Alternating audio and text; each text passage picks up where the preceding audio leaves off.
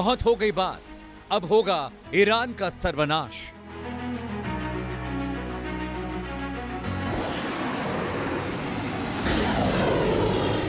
Trump की आखिरी कसम, लड़ेंगे जब तक है दम।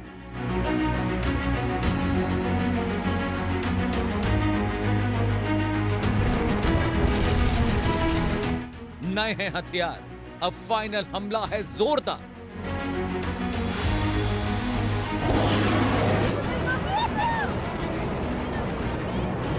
इजराइल का नया लड़ाका, सबका बाल बाका।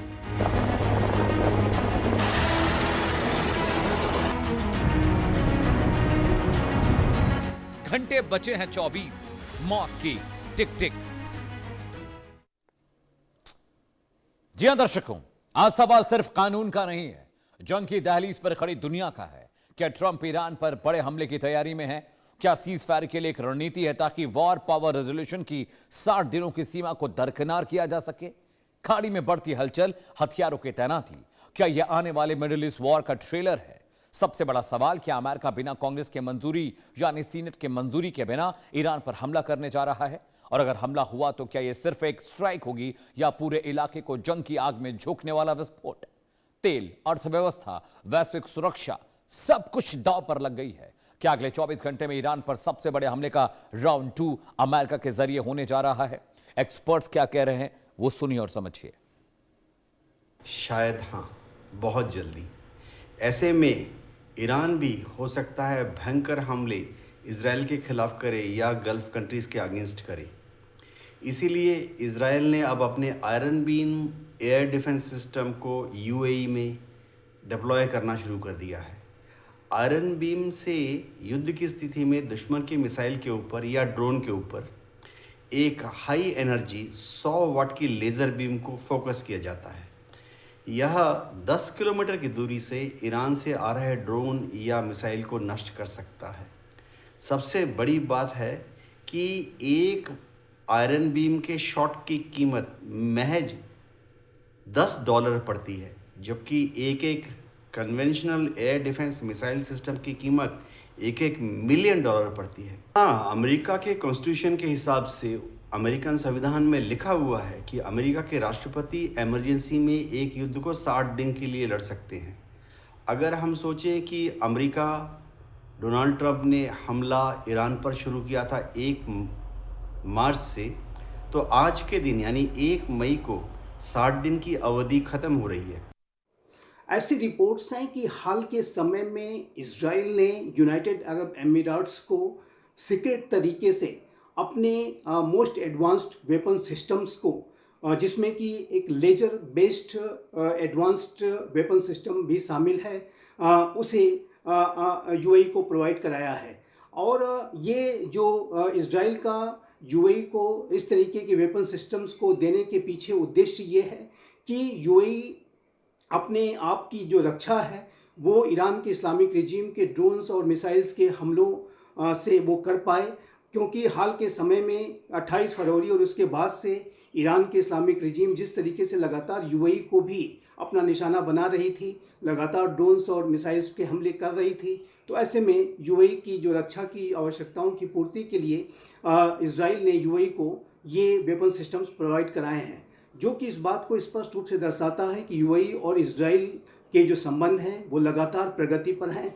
2020 में जब अब्राहम एकॉर्ड्स के साइन हो जाने के बाद यूएई ने इजराइल को रिकॉग्नाइज किया, उसके बाद से दोनों के संबंधों में लगातार प्रगति हो रही है।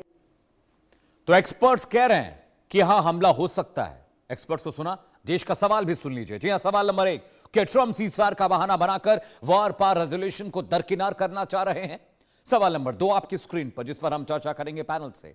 इजराइल ने यूएई में आयरन बीम की तैनाती की है, क्या यह ईरान के खिलाफ जंग की तैयारी है? क्या ईरान पर फिर से हमला होने जा रहा है? सवाल नंबर 3, जिस पर हम चर्चा करेंगे पैनल के साथ, क्या अमेरिका सच में ईरान पर लिमिटेड अटैक करेगा या इस बार का जो हमला होगा वो पहले से ज्यादा भीषण, विध्वंसक और खतरनाक होने जा रहा है?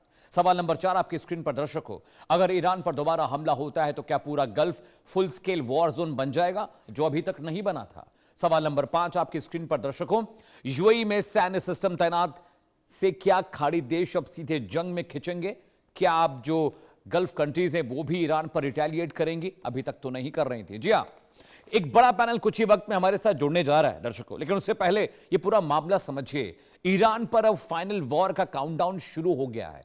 क्या अगले 24 घंटे में तबाही मचने जा रही है? दर्शकों, ये तमाम चीजें इस पर हम चर्चा करने जा रहे हैं और अगला 24 घंटा बहुत क्रूशियल होने जा रहा है गल्फ के लिए, अमेरिका के लिए, ईरान के लिए। पूरा कंटेंट लेकर आए दर्शकों, पूरा विश्लेषण, पूरी एनालिसिस, पूरा डीएनए निकालेंगे इस पूरे नैरेशन का। क्या ईरान पर फिर से अमेरिका बड़ा हमला करने जा रहा है? तैयारियां क्या हैं? हथियार कौन कौन से होंगे? और वो हथियार जो अभी तक अमेरिका ने ईरान के खिलाफ इस्तेमाल नहीं किए, क्या अब वो इस बार ईरान के खिलाफ इस्तेमाल होने जा रहे हैं? ग्राफिक के जरिए दर्शकों आपको हम पूरा डिटेल बताने और समझाने जा रहे हैं। इंफॉर्मेशन लेकर आए हैं पूरी। क्या होगा अगले 24 से 48 घंटे में?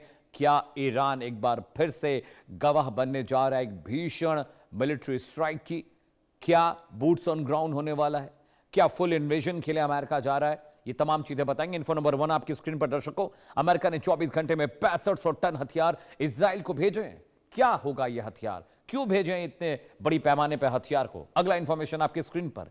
ईरान पर दोबारा हमले की तैयारी कर रहा है अमेरिका, क्योंकि जिस तरह से डिप्लॉयमेंट बढ़ी है, हथियारों की खेप पहुंच रही है, उससे ऐसा लग रहा है। इन्फो 3 आपकी स्क्रीन पर। ईरान पर अब फाइनल वॉर, 24 घंटे के बाद तबाही मचने वाली है। क्या यूएस सेंट्रल कमांड हमले का प्लान तैयार कर चुका है? यूएस सेंट्रल कमांड ने हमले का प्लान तैयार किया, इसे लेकर बाकायदा ज्वाइंट चीफ के चेयरमैन ने 45 मिनट की एक ब्रीफिंग की है डोनाल्ड ट्रंप साहब को व्हाइट हाउस में, पेंटागन में। ये पूरी ब्रीफिंग हुई है, लाइव इंफॉर्मेशन शेयर की गई है ट्रंप साहब के साथ। इन्फो नंबर 5 आपकी स्क्रीन पर आने दर्शकों।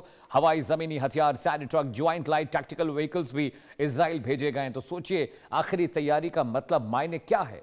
इन्फो नंबर 6 पेजेश्किन ने भी चेतावनी दी, जो कि राष्ट्रपति हैं ईरान के। उन्होंने कहा कि अमेरिका फिर से हमला कर सकता है, यानी आने वाले 24 घंटे बहुत क्रूशियल, बहुत खतरनाक होने जा रहे हैं अमेरिका के लिहाज से, ईरान के लिहाज से। क्या जो सीज फायर का ये नाटक चल रहा था पाकिस्तान में, इस्लामाबाद में, क्या अब उस नाटक से पर्दा उठने वाला है? क्या ये नाटक सिर्फ कागजी था, दिखाने के लिए था? क्या अमेरिका सिर्फ तैयारी कर रहा था, इसलिए वो चाहता था कि 20-25 दिन जंग ना हो? जी हाँ, ईरान फतह के लिए ट्रंप का प्लान क्या है वो भी लीक हो गया है दर्शकों। वो आपको दिखाने और बताने जा रहे हैं ट्रंप साहब का प्लान क्या है, कैसे फर्स्ट राउंड ऑफ वॉर में, अटैक में ईरान भारी रहा, लेकिन अब अमेरिका क्या करने जा रहा है। कई छोटे लेकिन ताकतवर हमलों को अंजाम दिया जाएगा। यह प्लान अमेरिका ने किया है, ईरान पर जीत का प्लान मैं बता रहा हूं आपको। प्लान नंबर 2 आपकी स्क्रीन पर दर्शकों आने जा रहा है। ईरानी इंफ्रास्ट्रक्चर को निशाना बनाकर हमला करने की योजना अमेरिका बना रहा है, यानी ईरान की कमर तोड़ देनी है राउंड 2 अटैक में। प्लान नंबर 3 आपकी स्क्रीन पर दर्शकों आने जा रहा है। स्टेट ऑफ हॉर्मुज पर कब्जा अमेरिका की प्राथमिकता है और वहां पर सबसे पहले कब्जा होगा, उसके बाद ईरान को हैंडल किया जाएगा। प्राथमिकता नंबर 4 क्या है? प्लान नंबर 4 क्या है अमेरिका का? हॉर्मुज को कारोबारी जहाजों के लिए खोलने की पूरी प्लानिंग है, ताकि आवाजाही ना रुके, क्रूड के प्राइसेस इतनी तेजी से सरपट ऊपर ना भागे, दुनिया भर की इकोनॉमी को नुकसान हो रहा है वो ना हो। प्लान नंबर 5 क्या? ट्रंप साहब का ईरान पर जीत का योजना का आखिरी हिस्सा स्पेशल फोर्स ऑपरेशन होगा, यानी इन्वेजन, फुल इन्वेजन, यानी ग्राउंड ऑपरेशन भी अमेरिका कर सकता है, क्योंकि जब तक ग्राउंड ऑपरेशन नहीं होगा ये समझ में नहीं आ गया आखिर क्या बात है। प्लान नंबर 6 क्या है? ईरान के हाईली एनरिच्ड यूरेनियम के भंडार को सुरक्षित रखने का मिशन भी अमेरिका लेकर जा रहा है। यूरेनियम को महफूज करेंगे ताकि ये डर खत्म हो जाए कि परमाणु बम ईरान भविष्य में बना सकता है। दर्शकों आगे बढ़ते हैं। बीते 24 घंटे के 5 बड़े अपडेट्स भी आपके लिए देश का सवाल में हम लेकर आए हैं। वो अपडेट्स अगर आप नहीं समझेंगे, नहीं जानेंगे, तो आपको पता ही नहीं चलेगा कि जंग में क्या कुछ चल रहा है। जी हां, स्क्रीन पर, वॉल पर वो ग्राफिक्स आने जा रहे हैं दर्शकों, वो मैं आपको समझाऊंगा। ये देखिए अपडेट नंबर 1, ट्रंप ने ट्रूथ सोशल अकाउंट पर फोटो शेयर कर कहा तूफान आगे बढ़ रहा है, इसे कोई रोक नहीं पाएगा। जी हां, अपडेट नंबर 2 आपकी स्क्रीन पर आने जा रहा है। बीते 24 घंटे के 5 बड़े अपडेट आपको मैं बता रहा हूं। अपडेट नंबर 2, मुस्तफा खामने ने कहा कि हम हमलावरों को समंदर में डुबो देंगे, फारस की खाड़ी में उनके लिए कोई जगह नहीं। यह बहुत एग्रेसिव बयान है। अपडेट नंबर 3 दर्शकों आपके स्क्रीन पर, वॉर से जुड़ा मैं आपको बता रहा हूं। गुरुवार को कच्चे तेल की कीमत तेजी से बढ़कर करीब $126 प्रति बैरल को पार कर गई है। जी हां, ये देखिए कितना क्रूशियल है अपडेट। ये अपडेट नंबर 4 आपकी स्क्रीन पर दर्शकों, मुस्तफा खामनेई की सेहत को लेकर अभी भी साफ जानकारी सामने नहीं आई है। वो अभी तक सार्वजनिक तौर पर नजर नहीं आए हैं, इससे लेकर अभी कोई अपडेट नहीं है। ये भी सवाल, ये भी कौतूहल बना हुआ है। अपडेट नंबर 5 आपकी स्क्रीन पर, aircraft carrier USS Gerald R Ford अब 300 दिनों से ज्यादा के रिकॉर्ड तैनाती के बाद अमेरिका लौट रहा है। इसके मायने मतलब क्या है? अगर अमेरिका तैयारी कर रहा है जंग की, तो ये वापस क्यों लौट रहा है? आगे बढ़ते हैं दर्शकों, अगले ग्राफिक्स पर आते हैं। यूएई में आयरन बीम की तैनाती की गई है, आपको पता है इसके मायने मतलब क्या है? वॉर इन्फो आपके लिए लेकर आया। वॉर इन्फो नंबर 1 आपकी स्क्रीन पर, इजराइल ने यूनाइटेड अरब एमिरेट्स में आयरन बीम भेजा है। इसके भेजने का मतलब क्या है? इन्फो नंबर 2 आपकी स्क्रीन पर दर्शकों, आयरन बीम एक लेजर बेस्ड डिफेंस सिस्टम है जिसको बहुतायत में इस्तेमाल इजराइल कर रहा है कई सालों से। अब वो यूएई भेजा गया क्योंकि यूएई का सबसे अधिक नुकसान हुआ था ईरान के रिटेलिएशन में। इन्फो नंबर 3, ड्रोन मिसाइल को तेजी से मारकर गिराता है, सस्ता है, $10 इसकी कॉस्ट आती है पर हमले की। $1 मिलियन के जो मिसाइल और रॉकेट्स होते हैं उनको ये $10 में मारकर गिरा सकता है। दर्शकों, इन्फो नंबर 4 आपकी स्क्रीन पर, ईरान खाड़ी देशों पर मिसाइल और ड्रोन हमले पहले कर चुका है, इसीलिए शायद इसकी तैनाती की गई है। वॉर इन्फो नंबर 5 आपकी स्क्रीन पर, इजराइल ने स्पेक्ट्रो नाम का एक हल्का सर्विलांस सिस्टम भी यूएई भेजा है, यानी इस तैयारी का मतलब है कि ईरान पर फिर से हमला होने वाला है और ईरान यूएई को ना मारे उसके लिए तैयार है। इन्फो नंबर 6 आपकी स्क्रीन पर, यूएई को 20 किलोमीटर तक की दूरी से आने वाले ड्रोन हमलों से ये आयरन बीम जो एयर डिफेंस सिस्टम इजराइल ने यूएई भेजा है, ये उसको बचाएगा हमलों से। दर्शकों आगे बढ़ते हैं। जी हां, ईरान पर हमले का राउंड 2 होने जा रहा है, उसके बारे में भी आपको जानकारी देना बहुत जरूरी है। जी हां, वो जानकारी अगर आप नहीं लेंगे तो आपको समझ में नहीं आएगा कि आखिर क्या कुछ हो रहा है। जी हां दर्शकों समझिए, ये मिसाइल देखिए आपके स्क्रीन पर है, शुरू से चला ये पीछे। ईरान पर हमले का राउंड 2 होने जा रहा है। मैसिव ऑर्डिनेंस एयर ब्लास्ट एमओएबी बम के बारे में बता रहे। वेपन नंबर 1 है, दुनिया का सबसे बड़ा नॉन न्यूक्लियर बम है जिसके बारे में मैं आपको जानकारी दे रहा हूं दर्शकों। सबसे बड़ा नॉन न्यूक्लियर बम है। इन्फो नंबर 2 आपकी स्क्रीन पर, सबसे पहले अफगानिस्तान में 2017 में एमओएबी का इस्तेमाल बड़े पैमाने पर किया गया था, अभी तक ईरान में इसका इस्तेमाल नहीं हुआ है। वेपन नंबर 3 और ऑन योर स्क्रीन जो इंफॉर्मेशन आपको दे रहा है, ईरान के खिलाफ अब तक इस्तेमाल इसे नहीं किया गया है, तो बहुत मुमकिन है कि इस बार ईरान में इस्तेमाल हो। वेपन इन्फो नंबर 4, ये साइकोलॉजिकल और मिलिट्री दोनों तरह का शॉक देगा क्योंकि इसके इस्तेमाल से बहुत नुकसान होता है। एमओएबी मैसिव ऑर्डिनेंस एयर ब्लास्ट बहुत खतरनाक वेपन है, इसका इस्तेमाल अमेरिका ईरान के खिलाफ कर सकता है क्योंकि अभी तक नहीं किया है। अगले ग्राफिक्स पर आते हैं। ईरान पर हमले के राउंड 2 के बारे में बात करें। Bunker buster GBU-57 MOP-1 bunker buster इस्तेमाल हुआ था, लेकिन इस बार जो है उसकी एक नई सीरीज इस्तेमाल होने जा रही है। स्क्रीन पर इंफॉर्मेशन है, 60 मीटर तक जमीन के अंदर बंकर तबाह करने की क्षमता रखता है। GBU-57 MOP अभी यूज नहीं हुआ, इससे पहले का जो वर्जन था बंकर बस्टर का वो इस्तेमाल हुआ है। इन्फो नंबर 2 आपकी स्क्रीन पर दर्शकों, ईरान के न्यूक्लियर फैसिलिटी के लिए सबसे बड़ा खतरा MOP है क्योंकि ये बहुत डीप पेनिट्रेशन कर तबाही मचाता है। वेपन इन्फो नंबर 3 आपकी स्क्रीन पर, अभी तक डायरेक्ट कॉम्बैट में इसका इस्तेमाल अमेरिका ने नहीं किया है और बहुत मुमकिन है कि इस बार ईरान में इसका इस्तेमाल बड़े पैमाने पर हो सकता है। दर्शकों आगे बढ़ते हैं। ईरान पर हमले के राउंड 2 से जुड़ा एक और हथियार हाइपरसोनिक वेपन AGM-183 का इस्तेमाल भी हो सकता है। अगले ग्राफिक्स पर आते हैं पीसीआर। हाइपरसोनिक वेपन के बारे में हम बात कर रहे हैं। देखिए मेरे पैनल ने ये ग्राफिक्स आपको दिया है। वेपन इंफॉर्मेशन नंबर 1 मार्क 5 की स्पीड से जाता है, नहीं आवाज से 5 गुना तेज है ये जो हाइपरसोनिक AGM-183 AARW सीरीज है। इंटरसेप्ट करना बहुत नामुमकिन है क्योंकि रडार इसे पकड़ नहीं सकते, स्पीड बहुत तेज होती है। मार्क 5 स्पीड से ज्यादा इसकी स्पीड है। वेपन इन्फो नंबर 3 आपकी स्क्रीन पर दर्शकों, अभी ऑपरेशनल डिप्लॉयमेंट लिमिटेड है लेकिन इसका भी इस्तेमाल ईरान में हो सकता है। ये इंफॉर्मेशन मैं आपके लिए लेकर आया हूं, कौन से नए हथियार अमेरिका इस्तेमाल कर सकता है ईरान के खिलाफ जंग में अगर ये राउंड 2 होता है तो।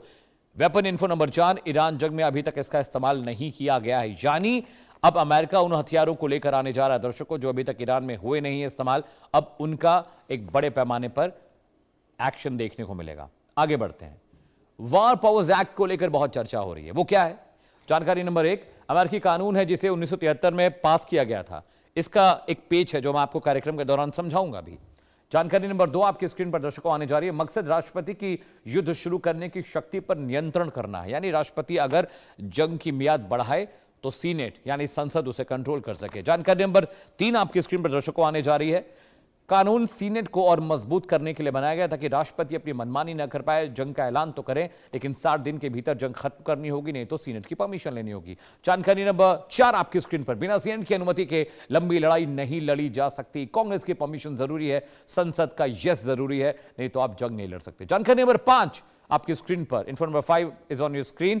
निक्सन से लेकर ओबामा तक तमाम जो राष्ट्रपति हुए, इन्होंने इस नियम को दरकिनार किया, इसको नहीं माना। जानकारी नंबर 6 आपकी स्क्रीन पर। ट्रंप 1 मई से युद्ध लड़ रहे हैं, यानी 60 दिन पूरे हो चुके हैं। 1 मई से दोबारा जंग शुरू कर सकते हैं। 28 तारीख को ये जंग शुरू हुई थी, 2 महीने हो चुके हैं।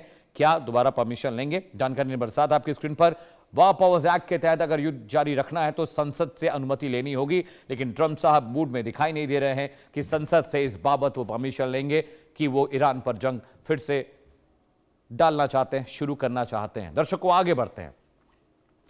एक बड़ा पैनल कुछ ही वक्त में मेरे साथ जुड़ने जा रहा है और उस पैनल के जरिए हम आपको पूरा मुलम्मा, पूरा मजमून समझाने की कोशिश करेंगे, क्योंकि ये मामला बहुत क्रूशियल होने जा रहा है। क्योंकि अमेरिका, ऐसी खबरें आ रही हैं कि अमेरिका ईरान पर फिर से हमले की तैयारी कर रहा है। इजराइल ने भी अपने आप को इक्विप कर लिया है। आयरन जो बीम है वो भेजी गई है यूएई में।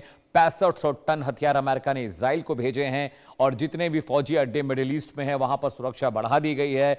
अमेरिका बार बार ये कह रहा है कि रजामंदी अगर नहीं बनती है तो हम हमला करेंगे, क्योंकि ईरान ऑलरेडी घुटनों पर आ चुका है, बहुत नुकसान हो चुका है। ईरान कह रहा है कि अगर हमारे ऊपर हमला हुआ तो इस बार हम उन्हें छोड़ेंगे नहीं। मुस्तफा खामनी का बयान आया है, उन्होंने कहा है कि मैं अपने पिता की मौत का बदला जरूर लेकर रहूंगा। उन्होंने अमेरिका को और ट्रंप को शैतान कहा है। यानी इस बार मामला ज्यादा पेचीदा, ज्यादा खतरनाक लग रहा है।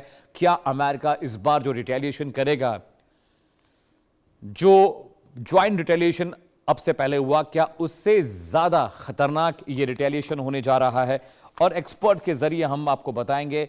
हमारे साथ ईरान से भी मैं खास मेहमान जुड़ रहे हैं। उसके अलावा हमारे साथ रविंदर सचदेवा साहब होंगे, फॉरेन अफेयर्स एक्सपर्ट हैं, विदेशी मामलों के जानकार हैं। रवि करकरे साहब जुड़ेंगे, अमेरिका से गेस्ट हैं मेरे। मेजर जनरल DR राजन कोचर साहब आपको तस्वीरों में दिखाई दे रहे हैं, डिफेंस एक्सपर्ट हैं।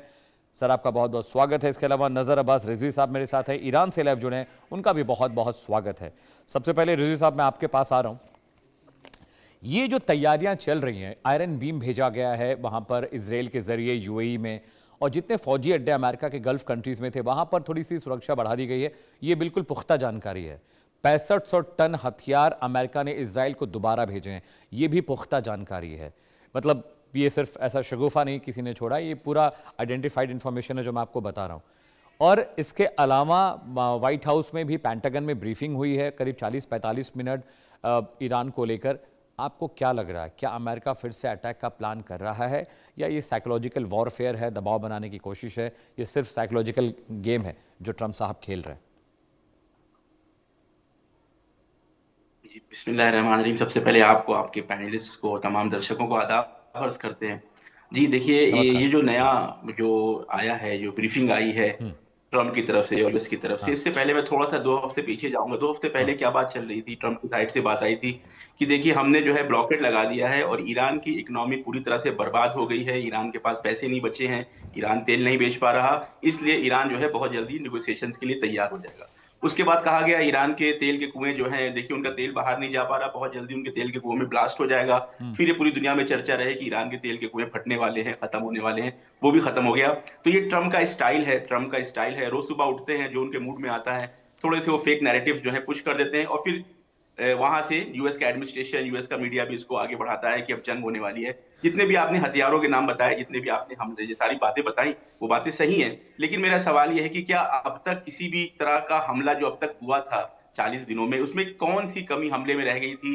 असैसिनेशन सारे लीडर्स का कर लिया, इंफ्रास्ट्रक्चर पे हमला कर लिया, स्कूल, हॉस्पिटल, वॉर क्राइम्स कर लिए, अब कुछ भी खास ऐसा बचा नहीं है। उसके बाद आपकी रिपोर्ट में ही मैंने देखा, और पहले भी ये पता है सबको, कि जो वॉरशिप है इनका, जो 300 दिन से यहाँ पे था, जिसको लेके बहुत ज्यादा उसका बनाया जा रहा था, डर बनाया जा रहा था कि इसके जरिए से हम जो है ब्लॉकेट लगाएंगे। तो खुलासा मेरे, अगर आप यहाँ ईरान की साइड से देखें तो ईरान की पूरी तैयारी है, किसी भी तरह का मिस एडवेंचर अगर ट्रंप और यूएस करता है तो उनकी पूरी आमादगी है। मैं यहाँ पे अभी नेवी एडमिरल उनका बयान सुन रहा था, उन्होंने कहा था कि हम एक ऐसे हथियार को सामने लाने वाले हैं जिससे अमेरिकन बहुत डरते हैं और दहशत करते हैं, और मुझे ये उम्मीद है कहीं वो लोग हार्ट अटैक से मर ना जाएं हमारे उस हथियार को देख के। तो ईरान की तैयारी यहाँ भी पूरी तरीके से जंग को लेके है। ईरान बार बार कह रहा था कि हमारी शर्तों पे निगोशिएशंस कर लो, हमारे साथ बातचीत कर लो, लेकिन उन्होंने नहीं माना। और ये फिर आपने खुद भी बताया कि किस तरीके से यूएस के कॉन्स्टिट्यूशन की मुखालफत करके निक्सन से लेके ओबामा तक सबने जो है अपने कॉन्स्टिट्यूशन की मुखालफत करी और इस तरह की दुनिया भर में जंग जो है थोपी है। उसी तरीके से ट्रंप भी अपनी कांग्रेस की मुखालफत करते हुए इस जंग को आगे बढ़ा रहे हैं। किसी भी तरह का मिस एडवेंचर होता है, कोई भी हथियार, देखिए सुपरसोनिक मिसाइल की बात है तो सुपरसोनिक मिसाइल तो इजराइल के ऊपर ईरान पहले ही इस्तेमाल कर चुका है, चाहे वो फत्ता हो चाहे वो खैबर चिकन हो। तो सुपरसोनिक कोई नई टेक्नोलॉजी नहीं है जो इस जंग में यूज होने जा रही है। हर तरह के हमले के लिए ईरान की आमादगी पूरी तरह से है और साफ क्लियर है कि अब अगर हमारे इंफ्रास्ट्रक्चर पे हमला होगा तो वेस्ट एशिया के जितने भी इंफ्रास्ट्रक्चर जहां पे अमेरिकन इंटरेस्ट हैं उन सबको तबाह कर दिया जाएगा और उसके बाद दुनिया में जो एनर्जी क्राइसिस आएगा उसका जिम्मेदार ट्रंप और यूएस एडमिनिस्ट्रेशन होगा। ईरान की जिम्मेदारी नहीं है। जो एनर्जी क्राइसिस दुनिया के सामने खड़ा है उसके सोल जिम्मेदार ट्रंप और यूएस होगा। ऑल राइट, रिजी साहब प्लीज स्टे विद मी। मेरे साथ रविंद्र सचदेव भी जुड़ गए हैं, विदेशी मामलों के जानकार है, फॉरेन अफेयर्स एक्सपर्ट हैं। सर बहुत बहुत स्वागत है, बहुत शुक्रिया आप आए शो में। रवि करकरे साहब भी अमेरिका से लाइव जुड़े हुए हैं, इंटरनेशनल मामलों के जानकार हैं, बिजनेस एक्सपर्ट हैं और अमेरिकी सरकार को बहुत करीब से ट्रैक कर रहे हैं। आपका भी बहुत बहुत स्वागत है रवि जी। जनरल साहब मैं आपके पास आ रहा हूँ। जैसा कि रिजी साहब कह रहे हैं कि ये गीदड़ भभकियाँ, ये साइकोलॉजिकल गेम और मिस एडवेंचर अगर अमेरिका करता है तो ईरान पूरी तरह से तैयार है उनको जवाब देने के लिए। लेकिन पता नहीं sir, first round of attack जब हुआ था तब भी लोग ये कह रहे थे कि साइकोलॉजिकल गिमिक है और ये साइकोलॉजिकल इम्पैक्ट बनाने की कोशिश है, जंग नहीं होगी। मुझे ऐसा लग रहा है कि ईरान पर राउंड 2 होने जा रहा है और पहले से ज़्यादा खतरनाक ये होगा। ठीक है ईरान तैयार है, लेकिन अमेरिका की जिस तरह की तैयारियां हैं, मुझे लगता है ये सीज़ फायर का नाटक जो अमेरिका कर रहा था पाकिस्तान को बीच में लाकर 20-25 दिन का जो इनको जो वक्त मिला है, मुझे लगा है उसका इस्तेमाल ये तैयारियों के लिए कर रहे थे। जनरल साहब देखिए, सीज फायर की जब बात हो रही है, बिकॉज सीज फायर की जब टॉक्स आपकी फेल हो गई पाकिस्तान में और उसके बाद एक उस सीज फायर को एक्सटेंड किया गया तो उसमें कोई डेट नहीं दी गई। बिकॉज पहले था कि 2 हफ्ते के लिए सीज फायर आपने अनाउंस किया, उसके बाद जो अभी चल रही है, जो ये पीरियड आपका चल रहा है, ये ओपन एंडेडनेस का मतलब कि यूनाइटेड स्टेट्स ने अपना मन बना लिया कि वो इस लड़ाई को एक्सटेंड नहीं करेंगे। अब वो एक डिफरेंट स्ट्रैटेजी एम्प्लॉय कर रहे हैं। देखिए, इसको पहले वाला जो 2 फेज में इसको बांटूंगा अपने इसको आंसर को, एक मिलिट्री पॉइंट ऑफ व्यू से। फेज 1 में आपकी एट्रिशन वॉर हुई थी और वो तकरीबन 50 दिन तक चली। वो एट्रिशन वॉर में 2000 से ज्यादा टारगेट्स को ईरान में एड्रेस किया गया। जितने भी उनके आपके एयर डिफेंस के जो साइट्स थी और जो उनकी मिसाइल लॉन्चर साइट थी, न्यूक्लियर साइट्स थी और बाकी कमांड एंड कंट्रोल और आपका आईआरजीसी के हेडक्वार्टर्स, ये सारे इस टारगेट्स में थे और उनको इन लोगों ने एड्रेस किया। 50 दिन के बाद भी ईरान झुका नहीं। इसका मतलब कि ये जितने भी अटैक्स हुए, जो एक कोर स्ट्रेंथ है ईरान की, जो उसकी सेंटर ऑफ ग्रेविटी है, उसको यूनाइटेड स्टेट्स एड्रेस नहीं कर पाया और ना ही इजराइल। और वो है उनकी जो मिसाइल्स, बिकॉज वो डीप अंडरग्राउंड है और उनकी जो न्यूक्लियर एसेट्स है, यूरेनियम वगैरह एक्सेट्रा, वो भी अंडरग्राउंड है और ये 60 मीटर ये उसको पहुंच नहीं पाएंगे, वो 100 मीटर के नीचे है। तो इसको ईरान ने तो अपनी 20 साल से प्लानिंग अपना कर रखी है और इस जमीन के अंदर मिसाइल आपकी सिटीज आपकी बनी हुई। अब इसको बात आ जाती है, जब अमेरिका ने रियलाइज किया कि भाई ये लड़ाई तो हम नहीं जीत पा रहे हैं, तो अमेरिका ने बातचीत का एक सीज फायर का एक प्रपोजल दिया। ईरान से सीज फायर का प्रपोजल नहीं आया था। मैं ये इसको नोटिस में लाना चाहता हूँ। ये जो सीज फायर था पाकिस्तान को इसलिए डाला गया बिकॉज कतार ने मना कर दिया और ओमान ने मना कर दिया। दो ऑप्शंस थे अमेरिका के पास, या तो टर्की के पास जाएगा या पाकिस्तान के पास। और पाकिस्तान इज लाइक जो है ना वो स्लेव और मास्टर वाली कहानी। तो इसको पाकिस्तान ने बोला सर मैं करूंगा, जो भी आप मुझे बोलोगे मैं करूंगा। तो उसको पाकिस्तान ने भी ट्राई किया, वो भी आपका फेल हो गया। बिकॉज जो आपके मेजर आपके बुनियादी आपके पॉइंट्स हैं उस पे दोनों अड़े हुए हैं। और इसका यूरेनियम की खासतौर पे अगर मैं बात करूं तो दूसरा जो इसका स्टेट ऑफ हॉर्मुज, इसको ईरान ने सेंटर ऑफ ग्रेविटी बना दिया अभी, और इसकी वजह से अब ये फेज 2 की लड़ाई स्टार्ट हो चुकी है। और ये फेज 2 की लड़ाई है ब्लॉकेड की, नेवल ब्लॉकेड की। और एक मिलिट्री सेंस में अगर मैं आपको बताऊं, आज कल एडमिरल ब्रैड कूपर जो सेंटकॉम के इनके हेड है, ट्रम्प को ब्रीफ किया है कि ये जो फेज 2 की लड़ाई हम इसको कैसे लड़ेंगे। PCR please change the graphics. Sir please continue sir. तो वो जो फेज 2 की लड़ाई है वो एक नेवल ब्लॉकेड की लड़ाई है कि इसको ना कि वो एक kinetic war. Because United states जानता है कि अगर वो कोई भी काइनेटिक एक्शन लेगा उसका रेपकशन जीसीसी कंट्रीज पे पड़ेगा। और इसलिए अभी आपने इसको देखा होगा, यूएई ने इसको इजराइल से एक आयरन बीम का अभी इसको लेने का अपने सोच रहे, आयरन डोम अपना लेने को सोच रहे। वो अपना एयर डिफेंस को मजबूत कर रहे हैं। अब उनको अमेरिका पे भरोसा नहीं रहा है। Right sir. और इसीलिए मैं इसको कंक्लूड करता हूं अपनी स्टेटमेंट को इसको बोलते हुए कि जो अभी फेज 2 है वो ब्लॉकेड इसका कंटिन्यू होगा। बट एक इसको प्रॉब्लम है यूनाइटेड स्टेट्स को, एक ब्लॉकेड के लिए आपको 15 से 20 आपको वॉरशिप्स आपको चाहिए होती है, 100 से 150 एयरक्राफ्ट चाहिए होते हैं। इसको कितनी देर तक ये ब्लॉकेड कर पाएंगे? It's not possible to be a permanent blockade. तो इसीलिए बीच में रशिया आ गया है अभी। तो अभी इसको रशिया के थ्रू एक समझौता किया जा रहा है कि ये इस लड़ाई को जल्दी से अभी खत्म करें। और ये जो स्टेटमेंट्स आ रही है ना, हम ये कर देंगे, लीडरशिप उड़ा देंगे, ये कर देंगे, वो इसको ट्रम्प की आती रहेंगी। उसको आप उसको सीरियसली मत लो, मेरा ये मानना है। और इसको ईरान अपने स्टैंड पर डटा हुआ है। अब ये देखना है कि एक मिडिल पाथ इनका कहां पे आएगा और उसमें रशिया इसको कैसे फैसिलिटेट कर पाएगा। बिकॉज रशिया को, इसको ईरान को रशिया के ऊपर पूरा भरोसा है, पाकिस्तान पे पूरा भरोसा नहीं था ईरान को, और ना ही इजराइल को भरोसा था। तो इसलिए मुझे लगता है कि रशिया इज गुड चॉइस। और अगर इसको रशिया इसको प्रोएक्टिवली अगर इससे बात होती है तो एक सोल्यूशन आपका सामने आ सकेगा। Alright sir. रविंदर सर, मैं आपके पास आ रहा हूँ। I have 2 question for you sir. पहला ये कि आयरन बीम को यूए में तैनात किया गया है, क्या अगर इस बार जंग होती है तो पूरा गल्फ आप फुल फ्लेज वॉर में जाता देख रहे हैं? और दूसरा सवाल सर ये कि जो सिचुएशन करंट सिनेरियो है, how do you read it sir?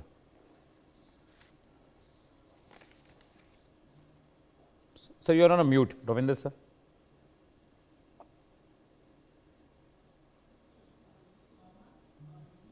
Ravinder sir, you are on mute, sir. Please unmute yourself.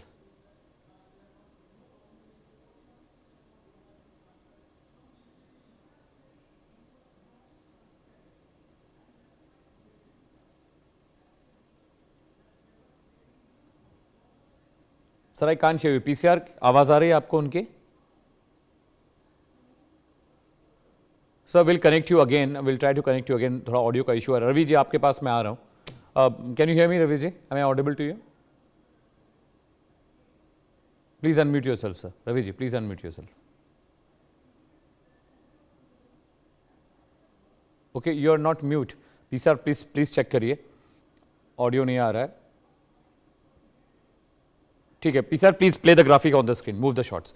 Riji साहब, मैं आपके पास आ रहा हूँ। दोनों गेस्ट मेरे, उनके ऑडियो मुझ तक नहीं पहुँच पा रही। Will try to rectify. आपको रिजी साहब, आपने अपने बयान में जब पहली मर्तबा आप बोल रहे थे तो आपने ये कहा था कि अगर इस बार अमेरिका हमला करता है तो जितनी इस्टेब्लिशमेंट है अमेरिका की गल्फ कंट्रीज़ में, उनको आप दोबारा वहाँ पर फिर से रिटेलिएशन होगा, वहाँ तबाही मचाएंगे। तो इस बार आपको ऐसा नहीं लग रहा कि अगर ईरान फिर से हमला करता है सऊदी पर और बाकी जो मुल्क हैं, यूएई है, कतर है और जॉर्डन है, अगर ये कंट्रीज़ भी आपके खिलाफ खड़े हो गए तो मुश्किल नहीं बढ़ेगी? उधर अमेरिका इजराइल आपको मार रहे हैं, उधर आपके पड़ोसी भी आपके खिलाफ खड़े हो जाएंगे तो? रिजी साहब। जी, देखिए अभी जो राजन सर ने जो बात कही मैं उससे बिल्कुल भी सहमत हूँ पूरी तरीके से, उन्होंने बहुत अच्छे से डिस्क्राइब किया। और मुझे भी ऐसा लगता है पर्सनली कि इस बार जो लड़ाई होगी वो समंदर में लड़ाई होगी। लड़ाई जो होगी वो ईरान की नेवी जिसको कहते रहे हैं ट्रम्प की वो तमाम हो गई है, खत्म हो गई है, नाबूद होगी, उसके दरमियान और यूएस नेवी के दरमियान होगी। दूसरा सिनेरियो जो है गल्फ कंट्रीज का थोड़ा-सा चेंज हो गया है। अमित जी आप देखिए जब ये ओपेक से बाहर निकला है ना यूएई, उसके बाद से खुद जीसीसी कंट्रीज के अंदर इख्तिलाफ ज़्यादा बढ़ गया है। सऊदी अरब इससे बहुत ज़्यादा नाराज़ है जो ओपेक और ओपेक प्लस से यूएई बाहर निकला है अमेरिका के कहने से। तो खुद ये अंदर की जो दरारें हैं ये बढ़ रही हैं। तो मुझे नहीं लगता है कि अब जो हमले होंगे यूएस के या इज़राइल के, उसमें सऊदी अरब या कतर या ओमान ये कंट्रीज़ जो हैं अपना एयर बेस या अपनी ज़मीन को नहीं देंगे यूएस को हमला करने के लिए। लेकिन यूएई क्योंकि पूरी तरीके से उसने पाला जो है इज़राइल के साथ खुद को अब एक तरह से कर लिया है, अपना एलाई बना लिया है खुल के, जो कि उसके लिए लॉन्ग टर्म में नुकसानदेह है। तो वहाँ से हमले हो सकते हैं, तो ईरान वहाँ रिटेलिएट करेगा।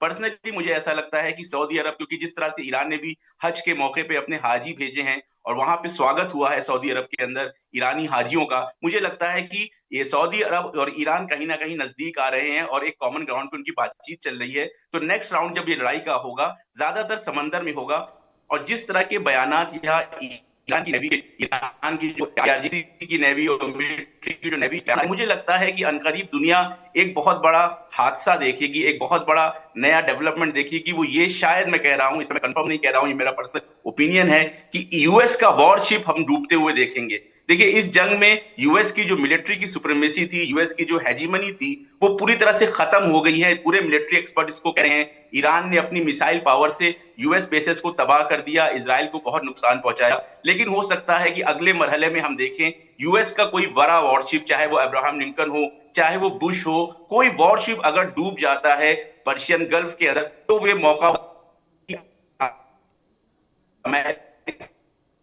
कि जिसके लिए पूरी दुनिया को आगे झुकाते थे, धमकाते थे, वो वॉरशिप समंदर। मुझे लगता है कि जो लड़ाई होगी उसमें वेस्ट एशिया की कंट्रीज का इन्वॉल्वमेंट निस्बतन कम होगा, यूएई का शायद हो, लेकिन सऊदी अरब, कतर वगैरह का नहीं रहेगा। ज्यादातर ये जो जंग होगी वो समंदर के अंदर होगी। लेकिन अब जब ट्रंप इस मिड एडवेंचर को आगे बढ़ाएंगे, अगर ट्रंप के आसपास के लोगों ने उनको समझा दिया इसमें यूएस का बहुत नुकसान होने वाला है, तो हो सकता है कि ये गीदड़ भपकियां देने के बाद फिर से यू टर्न मार ले, जैसे कि उनकी आदत है। एक ट्वीट करते हैं और फिर 2 दिन बाद उससे यू टर्न मार लेते हैं। लेकिन जंग जैसा कि राजन जी ने कहा, मुझे लगता है कि इस बार जंग ज्यादा जो है वो समुद्र और नेवी के दरमियान होने वाली है। जी ठीक है। अब मैं जनरल साहब के पास जा रहा हूं। मैं इंतजार कर रहा हूं कि बाकी मेरे दो गेस्ट हैं रवि जी और रविंदर जी आ जाएं। जनरल साहब, एक बहुत ये क्रूशियल सवाल है कि अभी तक ईरान ने अपने गल्फ कंट्रीज में जो मित्र राष्ट्र थे उनको मारा है, लेकिन अब मुझे ऐसा क्यों लग रहा है कि ईरान के खिलाफ अब अमेरिका, इजराइल गल्फ कंट्रीज को इक्यूप कर रहे हैं और इस बार अगर फुल फ्लेज वॉर होता तो मुझे लगता है पूरा गल्फ जो है वो एक फुल स्केल वॉर जोन बन जाएगा। मुझे लग रहा है ऐसा। Think that will happen because देखिए आपकी जीसीसी कंट्रीज जितनी भी है वहाँ पे और आपकी ओपेक आपकी कंट्रीज, देखिए अब इसको यूएई क्या कर रहा है। अब क्या हो रहा है कि पूरे इस एरिया में Saudi Arabia, UAE are the 2 most vulnerable countries. इसको ईरान के साथ जो एक उनके जो रिलेशंस है, बाकी गल्फ कंट्रीज बहुत छोटी है, कमज़ोर है और वो इसको ईरान का सामना नहीं कर सकते। और आफ्टर ऑल आप ज्योग्राफी को नहीं बदल सकते। अमेरिका कब तक इनकी प्रोटेक्शन करेगा, अभी तक तो नहीं कर पाया और आने वाले वक्त में भी I think they realised it. तो ये इसको जो है, और दूसरा ईरान भी नहीं चाहेगा कि अपने इसको नेबर्स के साथ अपने रिलेशन खराब करे। आज इसको मुझे बताइए, इसको हिस्ट्री में चले जाइए, आज इसको ईरान ने अपने इसको नेबर्स को आज तक अटैक किया है? कभी भी अटैक किया?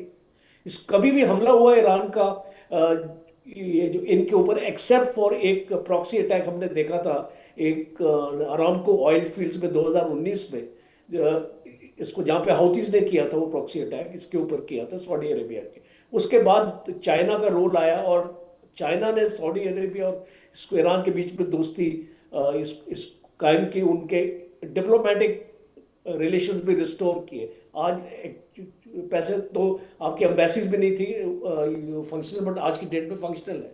तो इसको मुझे ये लगता है कि एक रीसेट होगा, इसको मिडिल ईस्ट में या वेस्ट एशिया में रीसेट जरूर होगा, और इस रीसेट में जो भी आपकी जीसीसी कंट्रीज वो बढ़ जाएगी, वो आपकी इसको यूनाइटेड नहीं रहेंगी, एक तरफा नहीं रहेंगी, और इसको काफी इनमें से जो भी मुस्लिम कंट्रीज, अरबिक कंट्रीज हैं, ये अपने रिलेशन ईरान से इंप्रूव करने की कोशिश करेंगे, बिकॉज आफ्टर ऑल आपने वहां पे को एग्जिस्ट करना है और आपने एक दूसरे के साथ रहना है, और इसको ईरान भी समझते थे कि ईरान का बहुत नुकसान हुआ है। अगर आप समझते हैं कि इस लड़ाई में इसको ईरान का नुकसान हुआ, बहुत नुकसान हुआ है, उसको कई साल अपना लगेंगे अपना इसकी भरपाई करने के लिए, और इसीलिए वो अभी इसको स्ट्रेट ऑफ हॉर्मुज को कंट्रोल करना चाहते हैं, बिकॉज आफ्टर ऑल पैसा कहाँ से आएगा ईरान के पास?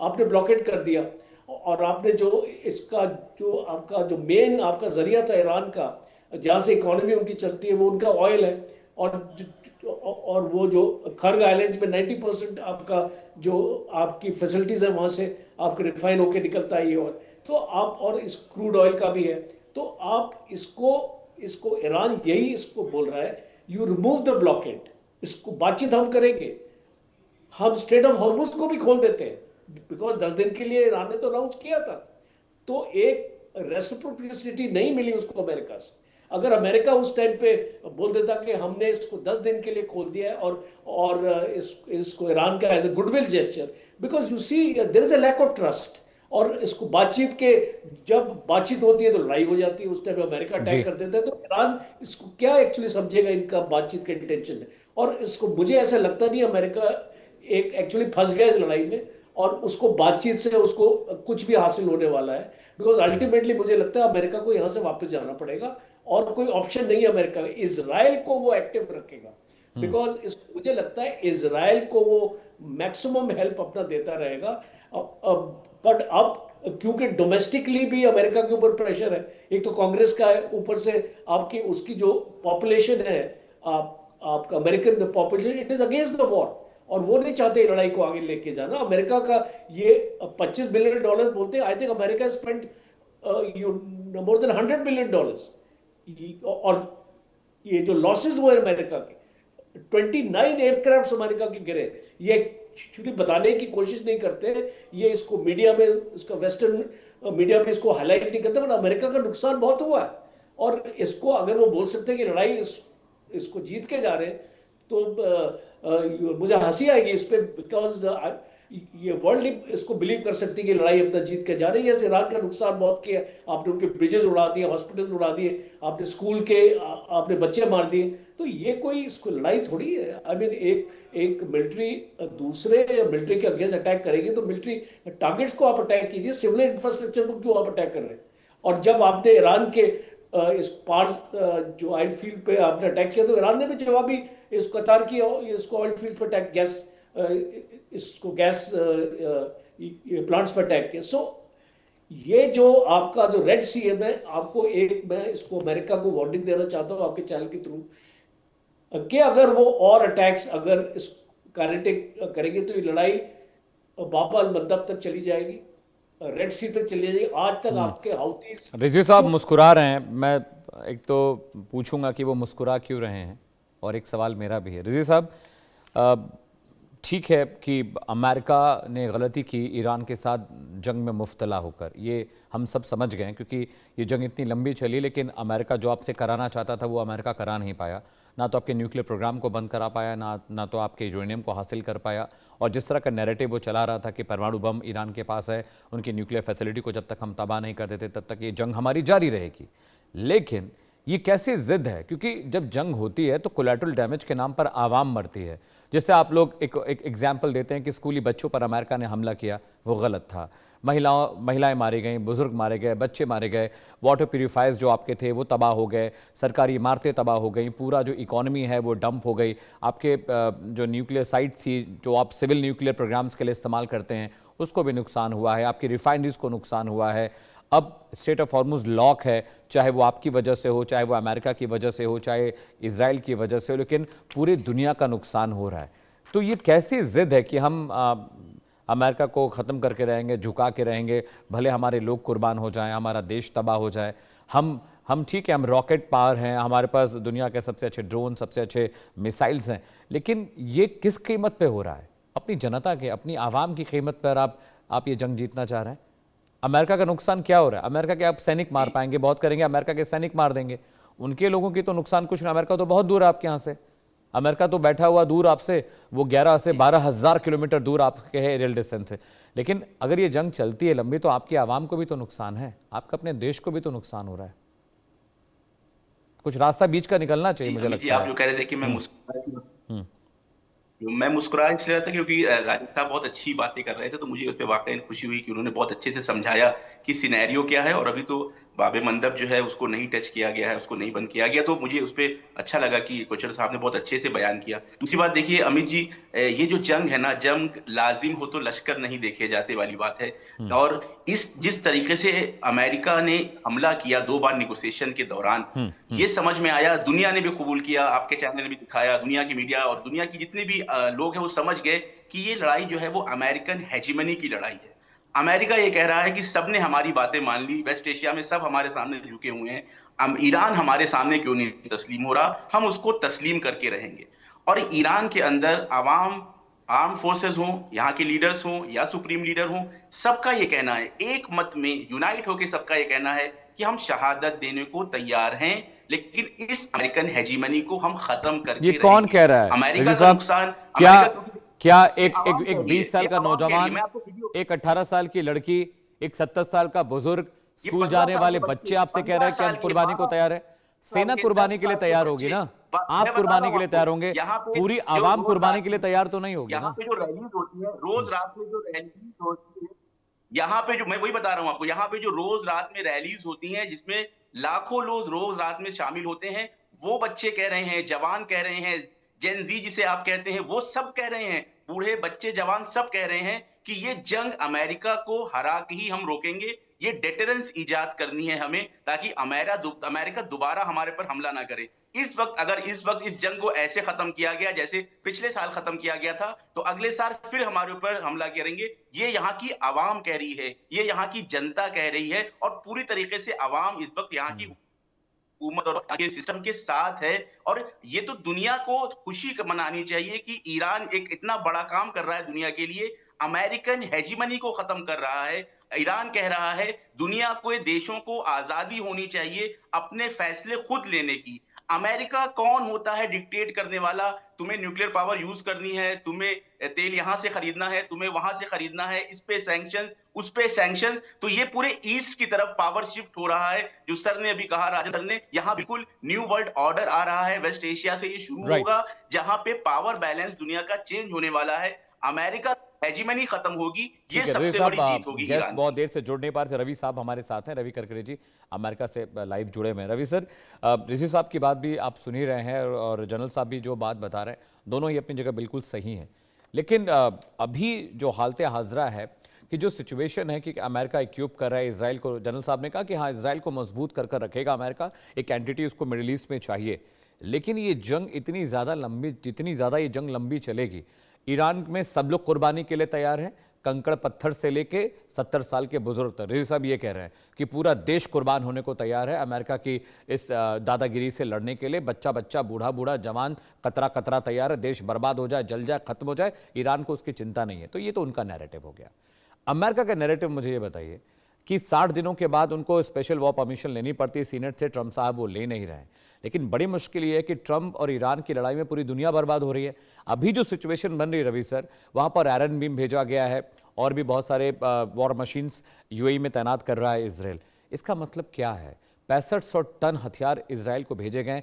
ये सिर्फ क्या एक रूटीन प्रैक्टिस है? मुझे तो रूटीन प्रैक्टिस नहीं लगती। मैं तो बहुत दिन से ट्रैक कर रहा हूँ इसराइल और अमेरिका की डिफेंस डील को। ये रूटीन प्रैक्टिस तो नहीं है।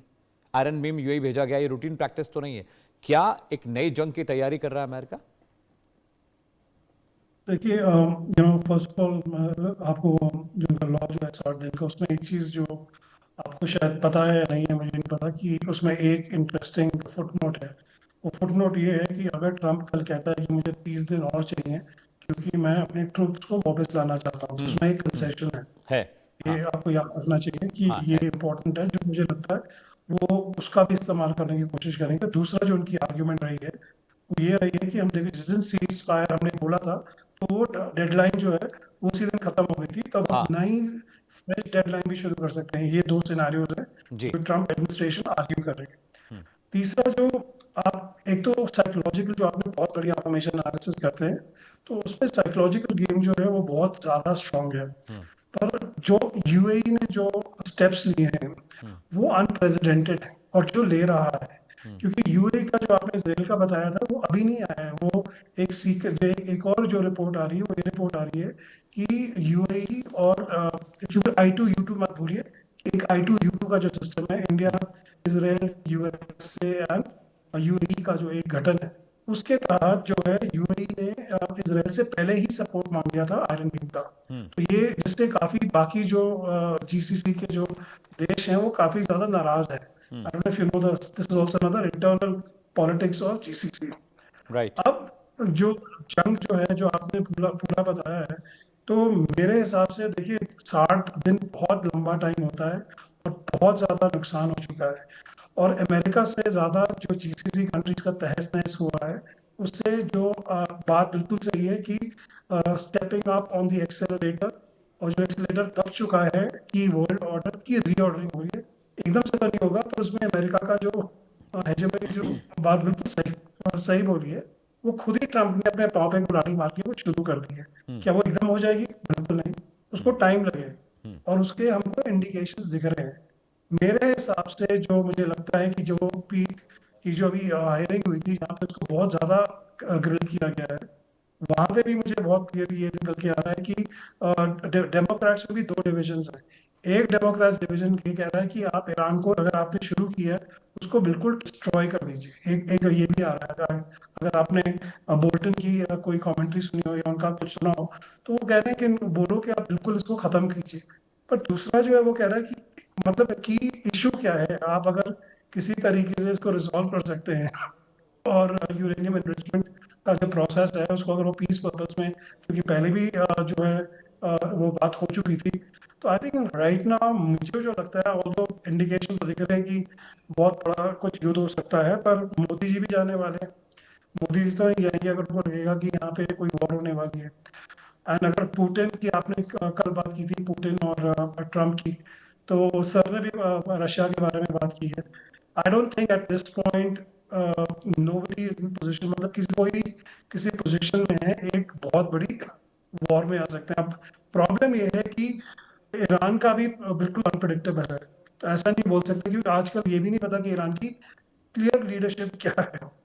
Right, there are 4 emerging leaders in Iran की, क्या एक सहमति है, क्या एक आवाज है, तो ये अभी तक वो भी नहीं क्लियर है। अगर कोई फ्रैक्शन टूट के कुछ और कर देता है वो अलग बात है। और सिमिलरली ट्रम्प का देखिए, ट्रम्प का तो ट्रैक रिकॉर्ड ही है कि वो सबसे ज्यादा अनप्रेडिक्टेबल है। तो मेरे लिए तो ये ज्यादा जो होप जो है मेरी, और जो मुझे लगता है जो होगा वो होगा कि ये 30 दिन का एक्सटेंशन मांगेंगे और किसी तरीके से सीज फायर को और बोलेंगे कि मैम इसको करें, क्योंकि at this point from a domestic politics perspective, Trump can not get this. Trump चाहे ये वॉर और भी खींच ले, उतना उसको, और ये नुकसान अभी का नहीं होगा, ये नुकसान बहुत लंबा रिपब्लिकन पार्टी के ऊपर होगा। ये सिर्फ नहीं है कि एक वो मिड टर्म हार जाएंगे या अगला इलेक्शन हार जाएंगे, ये दिस इज जो गोइंग टू इम्पैक्ट किया है long term sir, long term. Long term, बहुत लॉन्ग टर्म है। और ये जो आप अरब लीग का देख रहे हैं, आप Islamic Organisation of Islamic Countries का देख रहे हैं, बाकी जो देख रहे हैं, इब्राहिम अकॉर्ड भी है, I2U2 भी है, अब्राहम तो बहुत बुरा ये जो इम्पैक्ट है ना, दिस इज वाई रीऑर्डरिंग तो हो रही है। और मैं इसी को कंक्लूड करके बोलूंगा, उसमें भारत को किसी पॉइंट में मोदी जी को इंटरवीन करना पड़ेगा, और या कर रहे हैं जो हमको अभी, क्योंकि अजीत डोभाल भी जी गए हुए थे, तो ये सारे इंडिकेशन जो है important. But last point is कि आई थिंक यूएई ने अपने सारे सिटीजन्स को इराक और Iran and I think one more place मेरे दिमाग से ध्यान से निकल गया है, वहां से भी विड्रॉ करने के लिए बोल दिया immediately without any question asked. तो ये भी एक इंटरेस्टिंग डेवलपमेंट। पर यूएई देखिए बहुत छोटा देश है, और आई डोंट थिंक कि सबसे ज्यादा इम्पैक्ट उन्हीं को होगा। और आपको पता है यूएई और सऊदी की खुद का एक अपना डायनेमिक्स है, खुद के अंदर एक कोल्ड वॉर है, तो बीच में सबसे ज्यादा यूएई को नुकसान हो रहा है। और Dubai as a safe capital जो था, मिलियनर्स कैपिटल, वो आज इमेज बिल्कुल तहस नहस हो गई। और मैंने पिछले भी प्रोग्राम में बोला था कि ईरान ने काफी चीजें जो है वो एक और लेवल पे अचीव कर ली हैं, पर ईरान को खुद बिल्ड करने में, अपने आप को रीबिल्ड करने में, अगर ये है कि हम भी मरेंगे और सबको लेके मरेंगे, पर उसमें नुकसान तो सभी का होगा ना। तो ये जो है, ये जब इस शुरू में स्टेटमेंट दी थी कि हम जो एनर्जी क्राइसिस जो है वो पूरी तहस नहस कर देंगे, तो अगर वो कर देंगे तो मैं बता रहा हूँ, तो दुनिया तो पता नहीं कहाँ से कहाँ पहुँच जाएगी। पर ऑनेस्टली अभी जो है बहुत ही ग्रिम सिचुएशन है, और ये हमको पता लग जाएगा अगले 24 घंटों में कि ये स्टेप क्या है, क्योंकि ऑप्टिक्स तो बड़े क्लियरली दिखा रहे हैं कि हम जो है अटैक करेंगे, दूसरी तरफ से भी ऑप्टिक्स है कि हम भी करेंगे। तो आई थिंक कहीं तो लोगों को बीच में थोड़ा सब्र करना पड़ेगा। एंड आई स्टिल रिमेंबर जब ये वॉर शुरू हुई तो मुझे लगा कि सऊदी अरेबिया इंटरवीन करेगा, उसने नहीं किया। तो इसमें सऊदी अरेबिया का क्या इंटरेस्ट है, क्या उसकी रवि जी, हम पॉलिसी लोग है, को शुरू उसका से लग क्या? रहा था कि सऊदी अरेबिया जरूर इंटरवीन करेगा, लेकिन आपको पता है सऊदी अरेबिया ईरान को पसंद नहीं करता है, ये बहुत पुरानी स्टोरी है, वी नो इट। और इसीलिए कहीं ना कहीं सऊदी अरेबिया अंदर अंदर ये चाहता भी था कि अमेरिका ईरान पर हमला करे, उनको तबाह करे, बर्बाद करे, ताकि बिना किसी मेहनत के उनका सबसे बड़ा दुश्मन मिडिल ईस्ट से खत्म हो जाए। Absolutely. वो तो सबसे खुश है, वो तो यार अपने आप को ये लगे हुए हैं वहाँ पे इसराइल के साथ और यूएसए के साथ, और खुद का तो नुकसान हो गया है। वो तो बड़े खुश है, वो कह रहे हैं कि जो हमें काम करना था ये खुद ही करके बैठ गए हैं। तो यहाँ पे ईरान को भी थोड़ा सोचना पड़ेगा कि अल्टीमेटली जीत कौन रहा है। देखिए बाकी लोग यहाँ पे जीत रहे हैं, और इसमें ईरान का सबसे ज्यादा नुकसान हो रहा है। अमेरिका देखिए बड़े इंटरेस्टिंग जगह है, उसमें नुकसान अभी हो रहा है, पर America will bounce back. It's a very जो इंडस्ट्रियल वॉर कॉम्प्लेक्स जो है, जो सिस्टम जो राइट। है, वो बहुत एक बार लेवल पे है। तो it is an irony, and it's actually now it is becoming a very important concern जो आपने बोला है, कि आई होप कि थोड़ा रिस्ट्रेन हो। और इसमें ट्रम्प की तो मैं बुद्धि के बारे में ज्यादा बोलूँ ना, पता नहीं कभी आएगी नहीं आएगी। आई थिंक ईरान को थोड़ा सोचना चाहिए, और रशिया का रोल और इंडिया का रोल जो है वो बहुत इंपॉर्टेंट है इस पॉइंट। ठीक है रवि जी, मेरे पास सिर्फ आखिरी का 40 सेकंड बचा है, मैं जनरल साहब से एक रिएक्शन ले लूँ। जनरल साहब, how do you read it, the current situation between America, Iran and Israel? और अभी मुझे पता नहीं क्यों ऐसा लग रहा है कि अगर हमला नहीं भी होता है, फिर भी जो ये स्ट्रेस बना हुआ है सर, ये बहुत डीप इम्पैक्ट करेगा दुनिया भर की इकोनॉमी को, including America and rest of the Middle East. Sir you are on mute I guess. Amit ji, the impact is already started. आज आपने देखा कि 933 रुपीस का हमारा जो कमर्शियल गैस उसको बढ़ा दिया है इसको पर यूनिट। तो ये इम्पैक्ट ऑलरेडी स्टार्ट हो चुका है, और ये इम्पैक्ट इतना जल्दी आपका खत्म नहीं होगा, बिकॉज हर एक नेशन, देखिए आपके मोदी जी क्यों जा रहे यूएई बार बार, अब एक बार दोबारा से हॉल्ट करने जा रहे हैं, because we are in a very tight situation, and India is only part of it. Every country and especially in the eastern part of Asia and the southern part of Asia, including Europe. So you see all these countries are affected by the energy crisis. तो इसको मुझे लगता है and में, जब मैं इसको sum up करना चाहता हूँ, कि इसको लड़ाई को एक्सटेंड करने से किसी का कोई फायदा नहीं, अमेरिका का भी कोई फायदा नहीं। अमेरिका ने रियलाइज कर लिया, बट इसको Israel is not going to stop. The Lebanon war will continue, because Netanyahu has got nothing to show to his own people that why has he gone into war with Iran, because इसका Israel का भी बहुत नुकसान हुआ इस लड़ाई में। तो मैं ये मानता हूँ कि America will withdraw, there be a lot of narrative, there be a lot of thing कि भाई हम ये लड़ाई जीत के वापस जा रहे हैं, और इसको वेस्टर्न मीडिया हर एक जगह जनरल शोर साहब, मचाएगा। ज़्यादा वक्त मेरे पास नहीं बचा, have to wrap the show. बहुत बहुत शुक्रिया आप तमाम मेहमानों का। रवि साहब बहुत बहुत शुक्रिया शो में जुड़ने के लिए। रवि सर आपका भी बहुत बहुत शुक्रिया, आप अमेरिका से जुड़े थे। वक्त एक ब्रेक है, लेकिन ब्रेक के बाद भी खबरों का सिलसिला